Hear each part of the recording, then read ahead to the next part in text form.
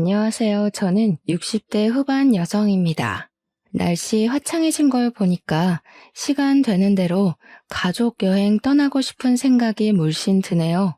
아직 우리 집에 아픈 사람들이 있어서 마음 놓고 여행을 계획할 수는 없지만 문제가 해결된다면 가까운 해외라도 한번 계획해 봐야겠어요. 저는 현재 병관으로 바쁜 세월을 보내고 있습니다. 집에 아픈 사람들이 있다고 했는데 제 딸이랑 사위가 병원 신세를 지고 있거든요. 젊은 사람들이 어쩌다가 나이 많은 저랑 남편보다 건강에 적신호가 오게 되었는지 그 이야기를 해보고자 사연에 올려봅니다. 딸 가진 부모님들이라면 제 이야기에 심장이 철렁할 수도 있을 것 같아요. 한번 들어보시고 위로 한마디씩 부탁드립니다. 제게는 아주 어여쁜 외동딸이 하나 있습니다. 원래 부모 눈에는 내 자식이 제일 예쁘지만 저의 딸은 객관적으로도 예쁘다는 평을 많이 받을 만큼 외적으로 출중한 편입니다. 길거리 캐스팅도 몇 번 들어왔을 정도의 얼굴이라고 말씀드리면 조금 공감이 가실지 모르겠네요. 그러나 제 딸은 내성적인 성격이라서 누구 앞에 나서는 걸 싫어했기에 연예계는 꿈도 안 꿨습니다. 그저 공부만 열심히 하며 평범하게 지내온 아이죠. 딸이 인기가 많아서 딸 사춘기 시절에는 우리 집으로 딸을 찾는 남학생들 전화가 많이 오기도 했습니다. 그런 것 보면 저는 자랑스럽다기보다는 좀 걱정이 되었어요. 아무래도 딸에게는 이성으로부터 오는 유혹과 기회가 많을 테니 혹시라도 잘못된 선택을 할까봐 불안했습니다.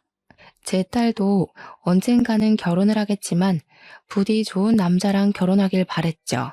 그래도 딸은 대학생 때까지는 통학을 했어요. 그리고 딸은 취업을 하면서 지방인 고향을 떠나 서울로 상경을 했습니다. 그때 저랑 남편이 함께 걱정을 좀 했었는데요. 딸이 연락을 꼬박꼬박 줘서 그나마 딸의 삶을 존중해 줄 수 있었습니다. 과잉 애정이라고 생각하실 텐데 맞습니다. 저랑 남편도 잘 알고 있어요. 딸아이를 너무 사랑하고 예뻐하다 보니까 저희도 이 오지랖을 조절하기가 힘드네요. 어쨌든 딸은 저희 걱정과 다르게 하루하루 밝게 잘 지냈습니다. 전화할 때마다 목소리가 좋아서 마치 기분 좋은 일이 늘 있는 것처럼 느껴졌죠. 남들은 직장 생활을 하면서 좋은 시절 다 갔다고 얘기를 하곤 하던데 제 딸은 적응을 잘하는 것 같아서 다행이었어요. 그러던 어느 날 유독 딸의 목소리가 조심스러울 때가 있었습니다. 왜 그러나 싶었더니 딸이 결혼할 남자가 있다고 소개해주고 싶다는 말을 하더라고요. 그때 솔직히 좀 많이 놀랐고 이걸 기뻐해야 할지 걱정해야 할지 가늠을 하지 못했습니다. 그저 어떤 사람이냐고만 물었었어요. 그랬더니 딸이 같은 회사에서 일하는 동료라고 하더군요. 결혼을 마음먹게 된 이유는 다름 아닌 임신 때문이라는 충격적인 고백까지 했어요. 미안해, 엄마. 근데 나 그 사람 많이 사랑하고 있어. 그래서 임신한 거 후회 안 해. 제발 결혼 허락해줘. 우리 잘 살게.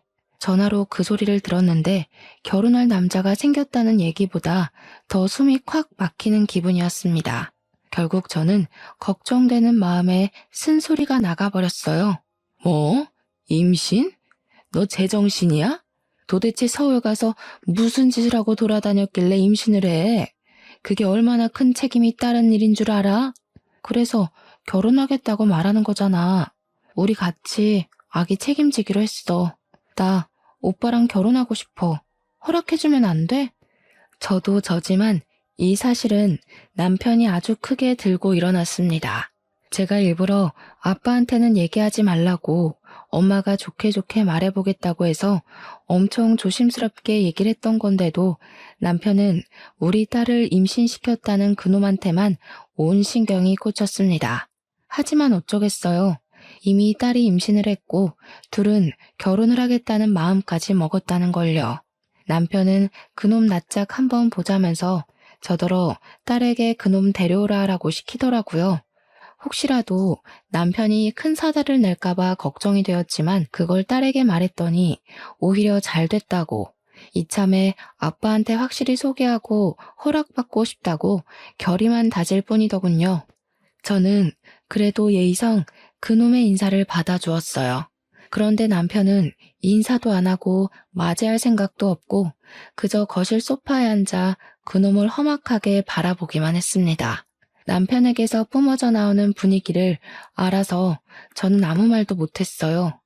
딸이 제 아빠 눈치를 보면서 그놈을 엄청 칭찬하는 덕에 그나마 정적이 좀 깨졌었네요. 그놈도 눈치가 있는 건지 알아서 분위기를 읽고는 다짜고짜 우리에게 죄송하다고 고개를 숙였습니다. 아버님, 어머님, 정말 죄송합니다. 그런데 저 절대 무책임하게 고은이 돌아설 생각 없어요. 같이 아이 낳고 행복하게 살고 싶습니다. 제발 허락해 주세요. 절대 아버님, 어머님께서 걱정하실 일 만들지 않겠습니다. 걱정할 일? 우리가 걱정할 일이 뭔데? 이미 우리한테 얼굴 보이기도 전에 걱정을 시켰지 않나? 실수도 저지르고 무책임하게 임신까지 시키지 않았냐고. 그런데 무슨 걱정할 일을 안 만들겠다는 거야? 우리가 자네 말을 어떻게 믿어? 남편의 목청은 몇십 년 함께 살아온 저도 가끔씩 벌벌 떨립니다. 그런데 남편을 처음 마주하는 녀석 입장에선 얼마나 더 무서웠겠어요. 그놈은 실제로 무릎을 꿇은 채로 손을 달달 떨고 있었는데 그 모습이 한편으론 안쓰럽기도 했습니다. 그러나 솔직히 아무런 준비 없이 혼전 임신을 저질러 버려서 저도 좋게 봐줄 수가 없었어요. 남편은 특히나 딸을 생각하는 마음이 유별납니다. 그래서 더더욱 그놈의 태도를 더 가볍게 보고 성을 냈어요. 감히 남의 집 귀한 딸내미한테 무슨 짓을 한 거야? 자네가 내 딸을 진심으로 마음에 담고 있었다면 임신시키는 일은 없었어야지. 결국 그놈은 처음부터 우리에게 안 좋은 인식으로 찍혀버렸습니다. 그저 무어라 해명도 못하고 넙죽 엎드리면서 정말 죄송하다는 말만 반복했으며 우리 딸을 진심으로 사랑한다는 증명할 수 없는 말만 늘어놓았어요. 저희는 그놈의 된데미도 모르고 배경도 모르고 그저 딸에게 착하다는 소리 하나만 들었을 뿐입니다. 그런데 그 착하다는 것도 믿기가 어려웠어요. 단연 이유는 준비 없는 혼전 임신 때문이었죠. 남편이 당연히 결혼을 허락해주지 않았어요. 아마 결혼도 안 하고 애부터 덜컥 생긴 딸의 인생을 걱정해서 그랬을 겁니다. 저도 제 남편의 성깔 감당 못합니다. 남편이 거절하자 울면서 사정하는 그놈의 태도가 참 안쓰러웠지만 남편이 완강하게 반대하기도 했고 저 또한 제 딸이 임신을 먼저 해버린 것이 마음에 들지 않아서 끝내 그놈 편을 못 들어줬네요. 딸이란 그놈은 그 뒤로도 몇 번이고 우릴 찾아왔어요. 그때마다 퇴짜 맞기를 반복했죠. 그러다 제가 처음으로 근본 모르는 그놈에게 마음이 살짝 흔들렸던 적이 있었는데요. 딸에게서 그놈의 부모님이 아주 일찍 돌아가시고 없다는 말을 들었을 때였습니다. 그놈이 고아라고 하더라고요. 자기가 보육원 출신이라서 다 큰 성인이 된 나이에도 보육원에 계속 봉사와 기부를 하고 있다는 소리를 듣고 생각했던 것보다 심성이 고운 것 같아서 마음이 갔어요. 듣자 하니 기부하는 금액이 꽤 되는 것 같더라고요. 돈을 보고 사람을 판단할 생각은 없지만 그래도 제 딸이 의지하고 함께 나아갈 수 있는 형편이 되는 사위면 좋겠다고 생각했거든요. 그놈의 심성이 괜찮은 것 같다고 생각을 하니까 한 번쯤 깊게 대화를 나눠보고 싶었어요. 그래서 남편 몰래 그놈을 따로 만났고 그놈은 한결같이 제 앞에서 어쩔 줄 몰라 했습니다. 그래요. 보육원에 봉사한다고 들었는데 참 대단한 일을 하고 있네요. 요즘 젊은 사람들은 자기 살기 바빠서 주위 사람 챙길 여유가 부족한데 우리 딸이 어디가 좋은지 물어봐도 되겠어요? 저같이 보잘것없는 사람한테 가족이 되어주고 싶다고 한 사람은 고은이가 처음입니다. 저 고은이 행복하게 해줄 수 있어요. 고은이 일이라면 뭐든지 나서는 남편이 될 수 있습니다. 그 누구보다도요. 제 딸은 예쁜 얼굴처럼 마음까지도 참 예쁜 아이예요. 다른 남자들과 다르게 우리 딸 얼굴이 아닌 마음을 봐주는 것 같아서 저는 한층 더 그놈이 마음에 들었습니다. 그리고 무엇보다 딸이 좋아 죽는 남자니까 웬만하면 허락해주고 싶었어요. 아마 혼전 임신 사실이 아니었다면 저랑 남편이 처음부터 냉철하게 나가는 일은 없었을 겁니다. 아무튼 저는 그 자리에서 결혼을 허락해 주겠다고 말을 했어요. 그리곤 나는 내 남편 감당 안 되니까 이제 내 남편을 끈질기게 설득해 보라고 했죠. 그랬더니 사위가 된 그놈이 벌떡 일어나 90도로 인사하는데 문득 부모 없이도 참 번듯하게 컸다고 생각했습니다. 하지만 사위의 당찬 포부와는 다르게 남편의 반대는 계속해서 길어졌어요. 남편 때문에 오히려 사위가 아닌 딸이 지쳐가고 있었습니다. 딸은 처음 인사를 나눴을 때보다 배가 더 불러왔는데 남편은 여전히 요지부동이었죠. 저도 남편이 어떤 생각을 하고 있는지 모르겠더라고요. 이대로 딸을 미혼모로 살게 할 생각인 건지 도통 말을 안 해주니까 딸을 안심시켜 줄 수도 없었습니다. 여보, 그래도 애가 생겼는데 둘이 같이 살게 해줘야지. 혼전 임신시키고 도망가는 총각들도 많은데 그 녀석은 끝까지 우리 딸 책임진다고 하잖아. 마냥 반대하는 게 우리 딸을 위한 길은 아닌 것 같아서 그래. 내가 아직 그놈한테 확신이 없어. 우리 딸을 저만큼 따라다닌 놈들 없었을까봐. 그놈 눈빛이 아무래도 음흉하다고. 임신했다고 생각 없이 결혼해서 이혼 이력 남길 바에는 그냥 미혼모로 사는 것도 나쁘지 않아. 그걸 왜 당신이 정해. 그리고 그 녀석 표정이 원래 좀 개슴츠레한 편이더구먼. 괜히 그런 걸로 딸이랑 사이 멀어지고 싶어? 우리 딸이 지금 당신한테 얼마나 실망하고 있는데. 남편이 딸을 무척 아낀다고 했잖아요. 남편은 딸이 학창 시절을 마칠 때까지 딸의 등하교를 책임진 사람입니다. 그래서 남편은 딸의 꽁무니를 쫓는 남자애들을 많이 봤다고 했었어요. 딸이 남편의 품을 떠나게 된 건 직장에 취업한 후부터였거든요. 남편은 딸이 자기 울타리를 넘어서 남자를 만난 것도 걱정이 되는데 심지어 임신까지 했다고 하니 사위를 생각하는 마음이 생각보다 더 날카로웠어요. 남편의 마음을 이해 못하는 게 아닙니다. 그렇지만 사윗감을 신중하게 고르더라도 가장 중요하게 염두해야 되는 건 딸의 마음 아닌가요? 남편의 의도와는 다르게 딸은 갈수록 제 아빠한테 불만을 품기 시작했어요. 딸이 한 번도 우리에게 반항을 한 적이 없었는데 그날 처음으로 제 아빠한테 성을 냈습니다. 내 인생이잖아. 내가 사랑하는 사람이랑 결혼하고 싶다고. 내가 괜찮다는데 왜 아빠가 자꾸 반대해? 아빠가 나 대신 내 인생 살아? 아빠가 말하는 방식 나한테 안 맞다고. 나는 하나도 안 행복하다고. 네가 잘 몰라서 그런 거야. 처음에 신중해야 나중에 골병 안 드는 법이라니까. 시끄럽고 조금 더 지켜봐야겠으니까 그런 줄 알아. 딸은 시간이 흐를수록 화가 나서 우는 날이 많아졌습니다. 임신을 한 몸이라서 스트레스 안 받게 해주고 싶은데 그게 참 힘들었어요. 그렇게 딸 임신은 어느새 8개월까지 흘러 딸의 배가 눈에 띌 만큼 부풀었습니다. 딸은 더 이상 일을 할 수 없게 되어 휴직을 냈다고 했어요. 제가 딸에게 전화해서 본가에 내려오라고 했지만 딸은 자기 아빠 보기 싫다고 결혼 허락 안 해주면 평생 본가에 안 간다고 고집을 부리더라고요. 그때 그 전화를 남편이 옆에서 같이 듣고 있었는데 혼자 고심을 많이 하는 표정이었습니다. 딸이 고향의 발길조차 되지 않겠다고 하니까 불안하긴 했나 보더라고요. 또 딸 혼자서 그 몸으로 병원 다니고 고생하는 걸 엄청 걱정하는 듯 했습니다. 결국 남편은 사위를 데리고 내려오라 하라고 제게 전달을 부탁했어요. 저는 바로 딸에게 연락을 했고 딸은 그 소리를 듣고 신이 나서 사위를 연차까지 내게 만들어 내려왔습니다.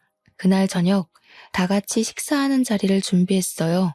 사위는 여전히 남편을 어려워했고 저는 그래도 남편이 조금 마음을 연 것 같아서 사위에게 다 되었다고 위로 한마디씩 얹어주었네요.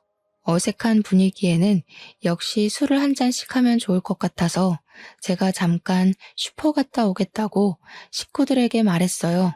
그랬더니 사위가 벌떡 일어나 자기가 다녀오겠다고 겉옷을 챙기더라고요. 그때 딸이 사위를 붙잡아 앉히면서 제게 쪼르르 다가와 팔짱을 꼈습니다. 오랜만에 엄마랑 바람 좀 쐬고 올게. 둘이 얘기 좀 나누고 있어. 한 10분이면 될 거야. 아빠 괜찮지? 딸은 남편과 사이에 둘만의 시간을 만들어주고 싶었는지 귀여운 꼼수를 부렸습니다. 딸이 남편에게 허락을 구했는데 남편이 의외로 얼른 다녀오기나 하라면서 저랑 딸을 보내려고 했어요. 말투가 부드러운 걸 보니 다행히도 사위를 나무랄 것 같진 않아서 안심이었습니다. 잘된 일 같아서 저랑 딸은 서둘러 집을 빠져나왔어요. 집이랑 3분 거리밖에 안 걸리는 가까운 슈퍼를 갔는데 슈퍼 사장님이 성인이 된 우리 딸을 알아보더라고요. 고양이니까 오랜만에 보는 거라서 반겼던 거죠. 그때까지만 해도 오래간만에 느끼는 평화로움에 기분이 좋아서 저절로 콧노래가 나왔습니다. 제가 술을 고른 후 가볍게 먹을 후식을 찾는 동안 딸은 슈퍼 밖에 전시되어 있는 귤박스를 보러 나갔어요. 그 사이 제가 고를 거 다 고르고 카운터에 물건을 올려놓았습니다. 그리고 순간이었어요. 거기 뭐야? 야, 이 살인자야! 살려주세요! 어머, 어떡해? 저 사람 좀 잡아주세요! 바깥에서 웬 아줌마가 고함치는 소리가 가게 안까지 다 울렸어요. 무슨 일인가 싶어서 슈퍼 사장님이랑 바깥을 나가봤습니다. 그리고 저는 바깥 광경을 보자마자 놀라서 비명을 질렀고 다리에 힘이 풀려버렸죠. 차가운 시멘트 바닥 위로 우리 딸이 머리에 피를 흘리면서 쓰러져 있는 겁니다. 저는 얼른 딸에게로 기어가서 울부짖으며 살려달라고 외쳤습니다. 슈퍼 사장님도 놀란 마음을 가다듬고 급하게 119에 신고를 했어요. 고은아, 안 돼. 이게 무슨 일이야? 딸, 눈 좀 떠봐. 어떡해. 우리 딸 어떡해요. 동네가 고요한 촌이었던지라 그 저녁 시간에 소리를 조금만 질러도 주위 이웃들에게 충분히 들렸습니다. 제 비명에 사람들이 하나둘 나오기 시작하면서 쓰러져 있는 우리 딸을 보았어요. 대개 다들 여기서 오래 산 사람들이라 우리를 알아봤습니다. 다들 놀라서 이게 대체 무슨 일이냐고 같이 발을 동동 굴렀어요. 저는 그저 딸 때문에 다른 사람들 말 아무것도 안 들리고 그저 제 딸만 부둥켜 안고 울었습니다. 그러길 잠깐 있었을까. 119가 금세 도착했고 딸을 실은 구급차를 따라서 병원으로 향했어요. 검진과 필요한 수술을 하는 동안에 저는 남편에게 전화해서 소식을 알렸습니다. 그러자 남편이 병원으로 급히 달려왔어요. 잔뜩 화가 나서 도착한 남편은 수술실 앞에서 대체 무슨 일이냐고 어떻게 된 거냐고 물었는데 저는 그제야 정작 같이 있었던 제가 아무것도 모른다는 사실을 자각했습니다. 제가 아무 말도 못하고 있자 남편이 버럭 성질을 냈어요. 당신은 같이 갔으면서 뭐하고 있었어? 대체 어디에 정신 팔려 있었으면 딸이 사고를 당하는 것도 못 봤던 거야? 아니, 고은이가 귤 본다고 잠깐 밖에 나갔는데 나도 어떻게 된 건지 모르겠어. 근데 왜 당신 혼자 왔어? 김서방은? 김서방은 뭐가 김서방이야? 이 자식 도대체 어디로 튄 건지 나타나지도 않고 내가 한자리에서 몇 분을 기다렸는데 무슨 그런 무례한 녀석이 다 있는 거야? 남편 말로는 사위가 우리 나가고 나서 얼마 안 있다가 도중에 전화 받는다고 잠깐 집 밖을 나섰다고 했습니다. 그리고 한동안 안 들어왔는데 그 이후 제 전화를 받고 바로 병원을 달려온 거라고 했어요. 갑자기 사위가 어딜 간 건진 모르겠지만 우선 우리 딸이 산모이기 때문에 뱃속의 태아 건강이 가장 중요했습니다. 다행히 태아는 건강하다는 말을 듣고 한층 안심을 할 수 있었어요. 남편도 그제야 112에 이 사실을 또 한 번 더 신고했습니다. 사위는 정말로 그 시간 이후로 신기루처럼 사라지고는 하루 종일 나타나질 않았어요. 혹시나 집에서 우릴 기다리고 있지 않을까 싶어서 전화를 해보고 싶어도 전화번호를 몰라서 못 해봤습니다. 혹시나 해서 확인하러 다시 집을 다녀온 남편이 없다고 하더라고요. 몇 시간이 지나도 나타나지 않는 거라면 이 녀석이 말도 없이 서울을 갔나? 그런 생각도 했었어요. 일단 저희에게 당시 걱정거리는 사위가 아니었어요. 딸이 깨어나지 않는다는 것이었죠. 의사가 말을 하길 강한 걸로 안면을 얻어맞고 쓰러지면서 머리가 바닥에 무방비하게 부딪히는 바람에 뇌진탕 크게 왔다고 했습니다. 그래서 머리를 다쳤다 보니 의식이 늦어지는 것 같다고 하는데 이건 하염없이 기다리는 방법밖에 없다고 했어요. 정말 절망적이었습니다. 딸이 이렇게 사고를 당한 것이 제 탓 같아서 너무 괴로웠어요. 이 와중에 딸의 배는 계속 불러오고 사위는 나타나지도 않고 그야말로 불행이 따로 없었습니다. 남편은 목격자나 증거를 찾아서 슈퍼 주위를 몇 번이나 돌아다녔어요. 그러더니 어느 날 실제 목격자를 만나 진술을 받아왔다고 하더라고요. 목격자는 동네 사람이 아니라 잠깐 동네에 들린 사람이라 찾는데 좀 걸렸다고 했습니다. 남편이 그걸 경찰한테까지 부탁해서 그 사람을 찾아낸 거였어요. CCTV가 그 길에는 하나밖에 없었는데 하필 범인 뒷모습만 찍혔던지라 같이 찍혀있던 목격자를 찾는 게 더 빨랐다네요. 그렇게 목격자가 제 남편의 물음에 진술한 내용은 다소 충격이었습니다. 그 목격자는 그날 그 길을 지나가면서 웬 남자가 제 딸한테 접근해서 톡톡 건드리며 아는 체를 하는 걸 봤고 분명 남자가 아무 말도 안 한 것 같은데 딸이 엄청 놀라면서 사색이 되는 바람에 눈길이 갔다고 했어요.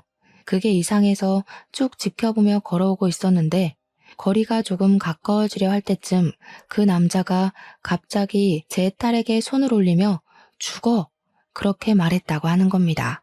그리곤 말릴 새도 없이 남자가 딸의 안면을 큼직한 주먹으로 강타했고 딸이 그대로 정신 잃고 쓰러지자 그 다음엔 남자가 발을 올려 딸을 걷어차려고 했다며 진술했죠. 그때 목격자가 살인자다 라고 소리친 거래요. 그렇게 하지 않았으면 남자가 정말 제 딸의 배를 분질러 버릴 것 같았다고 하더라고요. 목격자가 그렇게 소리를 지른 덕에 남자는 딸에게 침만 뱉고 그대로 튀었다고 했습니다. 이건 경찰에게도 보고가 된 내용이라네요. 남편은 몇 번이나 들었을 텐데도 목격자가 진술 녹음을 들으면서 마치 처음 듣는 것처럼 화나 있었습니다. 그리곤 얼토당토하는 추측을 제시했어요. 이거 혹시 그놈 아니야? 이놈이 막상 애 생기니까 책임지기 싫어서 이런 짓 꾸민 거 아니냐고. 왜 확실하지도 않은 걸로 사람을 의심하고 그래. 김서방한테도 사정이 다 있겠죠. 곧 연락 올 거예요. 연락은 무슨 이미 당일에 잠적한 것만으로 그 새끼는 꽝이야. 그 새끼가 내 딸 이렇게 되기 전에 없어지고는 며칠째 안 나타나고 있잖아. 저는 심성 좋은 사위를 믿고 싶었으나 남편이 얘기하는 정황이 너무 일리가 있어서 의심을 안 할 수 없었습니다. 의심을 안 하려면 사위가 나타나서 우리에게 해명을 해줘야 하는데 모습을 코빼기도 안 비추니까 나날이 의심만 커져갔어요. 딸도 안 일어나 사위는 사라져버려 목격자는 그 범인이 젊은 남자라고 해서 저랑 남편은 결국 생각하는 대로 시나리오를 쓸 수밖에 없었죠. 그렇게 한 1년이 지나버렸습니다. 저와 남편의 시간은 딸이 사고 났던 그 시간에 멈춰 있었어요. 딸도 여전히 그 시간에 머물고 있었고 사위 또한 여전히 깜깜무소식이었습니다. 한 가지 변화가 있었다면 그건 바로 손녀의 존재였어요. 지난 1년 과정에서 딸은 의식불명 상태로 출산을 겪는 바람에 대수술을 했었고 우리 딸 다음으로 염려가 되었던 손녀를 무사히 받을 수 있었습니다. 지옥 같은 1년이 지나오면서 유일하게 설레었던 시간이었네요. 그러나 그 들뜬 마음도 잠시였었죠. 예쁜 손녀가 태어났는데 엄마 아빠의 사랑을 받지 못한다는 게 너무 안타까웠거든요. 저는 손녀 때문에 병원에 오래 있을 수가 없어서 할 수 없이 집에 머무는 시간이 길었고 남편이 대신 제 딸 옆을 하루 종일 지켜주었습니다. 여전히 저와 남편의 가슴에는 대못이 박혀 있었지만 그나마 손녀 덕분에 숨은 쉴 수 있는 상태로 지냈어요. 그러던 어느 날 제가 손녀 분유를 먹이고 막 재운 시간이었는데 갑자기 현관문이 시끄럽게 두들겨졌습니다. 손녀를 겨우 재웠는데 깰까봐 식겁해서 얼른 인터폰을 들어 확인했어요. 대체 누가 이렇게 무례한 짓을 하는 건지 예민해진 감정을 담아서 욕을 해주려고 했는데요. 인터폰으로 보인 익숙한 정체 때문에 저는 입을 틀어막고 말았습니다. 그 사람은 다름 아닌 1년 전에 잠적해버렸던 사위더라고요. 깜짝 놀라서 한참 굳어 있다가 문 밖에서 어머님 하는 소리에 정신 차리고 얼른 나가 문을 열어줬습니다. 정말 연락도 없이 사라져버렸던 사위가 맞더라고요. 근데 사위의 몰골이 말이 아니었어요. 당황스럽게도 그놈은 우리를 마지막으로 만났던 그때 그 복장에 목발을 짚고 있는 겁니다. 어머나 세상에, 자네 대체 꼴이 왜 이런가? 아니, 그보다 여태 어디서 뭘 하다가 이제 나타났어? 그날 무슨 일 있었던 거야? 연락은 왜 못했어? 어디서 뭘 하고 살았길래 이 모양 이 꼴로 나타나? 어머님, 고은이는 어떻게 됐어요? 고은이 어딨어요? 고은이 무사한 거 맞죠? 살아있는 거죠? 병자꼴이 다 된 사위는 다짜고짜 제 딸을 찾았으면서 제 딸의 안위를 걱정했습니다. 그러자 저는 남편과 함께 사위를 의심했던 순간이 떠올라서 바로 사위의 멱살을 잡았어요. 정말 자네 짓이야? 자네는 내 딸이 사고당한 거 어떻게 알고 있어? 뭘 하다가 이제야 나타나서 내 딸을 걱정하는 척해? 자네 그럴 자격이 있다고 생각하나? 내 딸 아직까지 못 깨어나고 식물인간으로 누워있어. 애를 임신시켜놓고 대체 이게 무슨 무책임한 짓이야? 식물인간이 되어 1년째 못 깨어나고 있다는 딸 소식을 듣더니 사위가 갑자기 목발을 쓰러뜨리며 주저앉아 버렸습니다. 그러고는 마치 아이처럼 엉엉 울기 시작했어요. 지금 울고 싶은 사람이 누군데 먼저 선수를 치는 건지. 우리 딸 내팽겨 쳐놓고 사라진 사위가 너무 미웠지만 사위가 목 놓아 우는 모습을 보니 그게 또 거짓 같지는 않아 보여서 헷갈렸습니다. 연기하지 마. 그래봤자 자네가 우리 딸 버리고 잠적했다는 사실은 안 바뀌어. 우리가 걱정 안 하도록 고은이 잘 봐주기로 했잖아. 고은이 행복하게 해준다고 했잖아. 그런데 이게 뭐야? 우리 고은이 책임진다고 얘기해놓고 지킨 게 뭐가 있어? 서럽게 우는 사위의 태도가 혼란스러워서 저도 눈물을 흘렸습니다. 주저앉아 있는 사위를 쥐어잡고 없는 힘을 실어 흔들었어요. 제가 계속 뭐라고 말 좀 해보라고, 아는 게 있으면 빼먹지 말고 다 말해보라고 재촉을 했더니 그제야 사위가 억지로 울음을 진정시키면서 더는 제가 헷갈리지 않을 수 있게 입을 열었습니다. 저랑 남편은 몰랐던 지난 1년간의 자신의 알리바이를 대기 시작했어요. 사위 입에서 나오는 사실들은 제 손발이 다 떨리도록 만들었습니다. 사위로 인해서 제 기억은 다시 1년 전으로 돌아갔어요. 그날 사위는 남편이랑 단둘이 처음으로 딸 얘기가 아닌 사적인 대화를 텄다고 합니다. 낚시를 좋아한다는 공통점을 찾아서 그걸로 대화를 나누고 있었는데 느닷없이 회사에서 전화가 왔고 팀장직 자리에 있었던 사위는 급하게 연차를 내고 온 사정이라서 전화 안 받을 수가 없었다고 했어요. 그래서 남편에게 양해 구하고 잠깐 현관 밖으로 나갔다고 했습니다. 우리 집이 주택이라서 현관문을 나오면 마당이 있고 열린 철문이 바로 보이는 구조입니다. 그런데 통화하는 사이 어떤 남자가 우리 집 입구를 지나가면서 자기 쪽을 돌아보는데 사위가 보기엔 모자 밑으로 보이는 얼굴이 낯익었다고 하더라고요. 그리고 그 남자의 정체를 한 5초 뒤에 알아본 사위는 급하게 그 남자 뒤를 쫓아갔다고 했습니다. 그렇게 사위랑 그 남자는 추격전을 하게 되었대요. 둘이서 한참 달리다가 생각 없이 도로로 뛰어드는 바람에 나란히 교통사고가 나버렸다고 하는 겁니다. 그 사고로 크게 다친 사위는 오랫동안 의식을 찾지 못했고 자기 쪽 먼 친척에게 사고 연락이 가는 바람에 의식 없는 채로 서울병원으로 이송되었다고 했어요. 그렇게 병원 신세를 진 지 7개월 만에 눈을 떴는데 몸이 오랜 기간 동안 잠을 잤던지라 근육이 다 죽어버렸고 자리에서 일어나는 데만 몇 개월이 걸렸다고 했어요. 게다가 재활하는 데에 또 몇 개월, 몸을 움직일 수 있게 되자마자 다시 우리 집을 찾아오게 되었다고 했습니다. 사위가 거짓말을 하는 것 같진 않았어요. 사위 하는 말을 들어보니까 제 딸이 그렇게 봉변을 당한 것이 사위가 쫓던 남자 때문일 거라고 그렇게 말을 하더라고요. 범인을 못 찾고 있던 과정에서 사위가 해준 말은 범인을 잡을 수 있는 희망과도 같은 발언이었습니다. 그래서 사위 말을 더 믿고 싶었어요. 그럼 내 딸 그렇게 만든 놈을 자네가 알고 있다는 거야? 그 놈이 누구야? 누군데 감히 내 딸한테 그런 짓을 해? 자네랑 깊은 사이인 거야? 얼굴 보니까 기억나더라고요. 고은이도 아는 사람이에요. 저랑 고은이 대학교 때부터 만났잖아요. 아마 고은이가 부모님 걱정한다고 말 안 했을 거예요.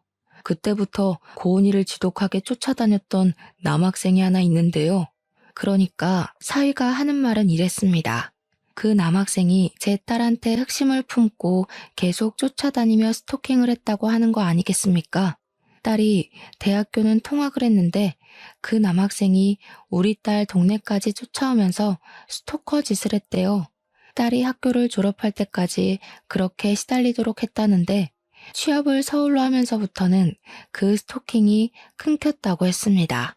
그런데 오랜만에 내 딸이 고향을 돌아오자 여전히 고향에 머물고 있던 그 범인이 딸을 보게 된 거고 배가 불러있는 딸을 보고는 울컥해서 팼을 거라는 것이 사위의 추측입니다. 심지어 그 범인은 학교 다닐 적에 사위가 남자친구인 걸 알고 사위도 때린 적 있다고 했어요. 사위는 제 딸을 그놈으로부터 지키려고 항시 대기하고 연락하고 붙어 다녔다더군요.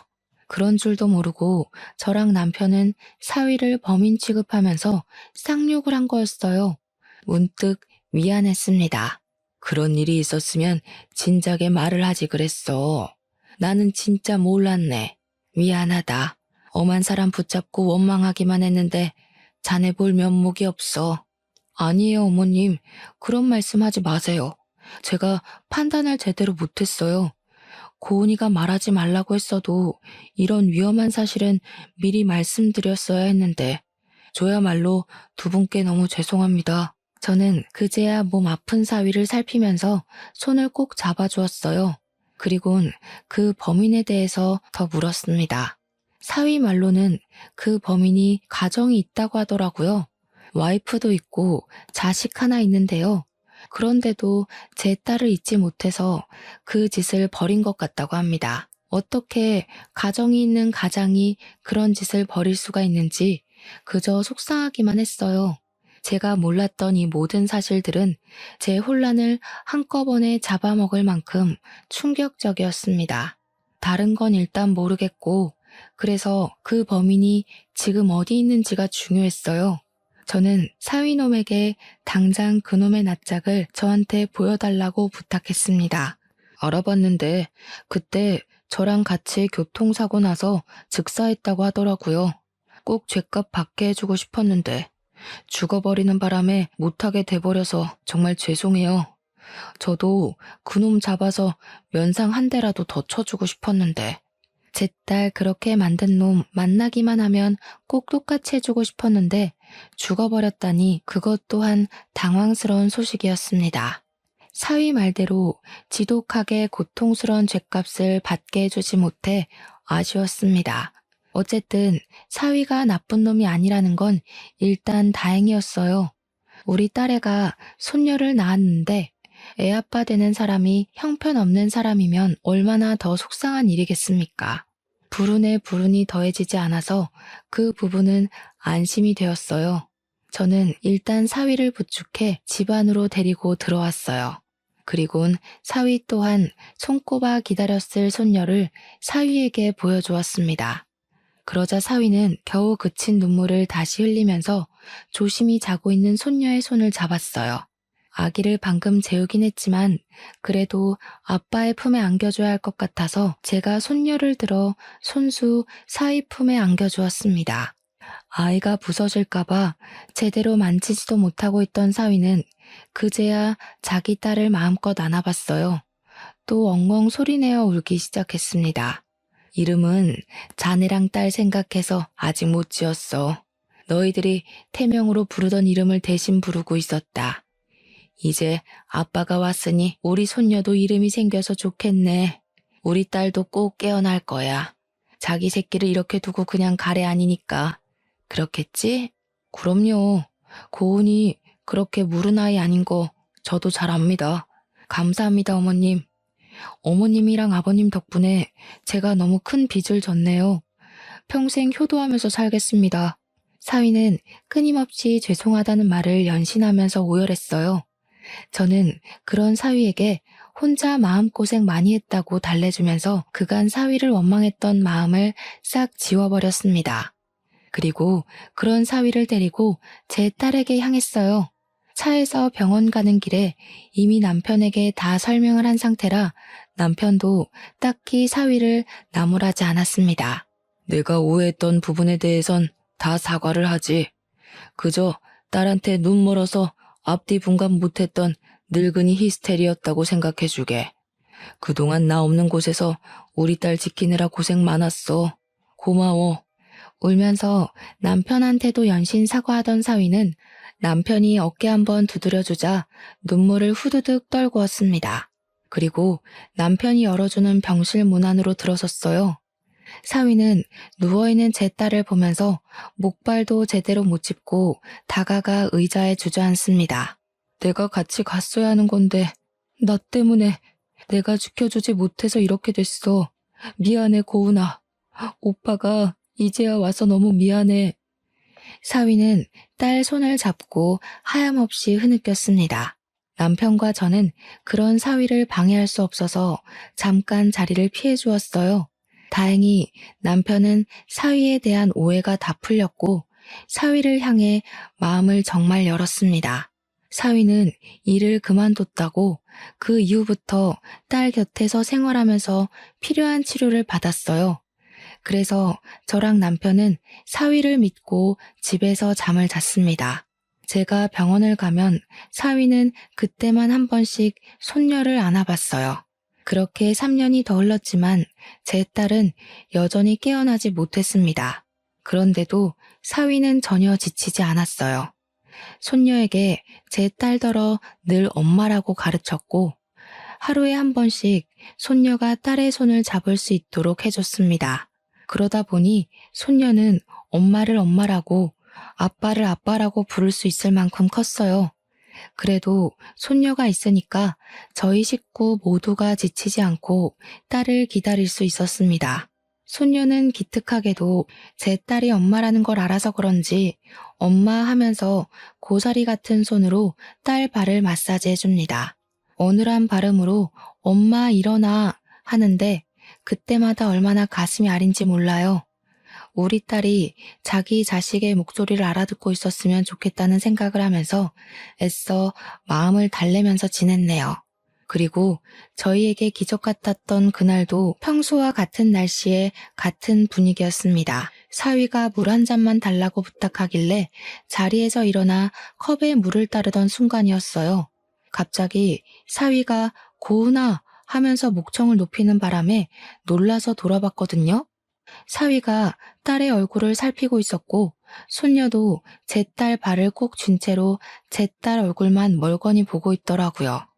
그래서 저도 얼른 다가가 딸 얼굴을 쳐다봤죠. 정말 미세하게 딸의 안면 근육이 움직이고 있더라고요. 저 너무 놀라서 바닥에 물을 엎질렀어요. 착각한 게 아닌가 했는데 그때 또 손녀가 붙잡고 있는 딸의 발이 조금씩 오그라드는 걸 목격했습니다.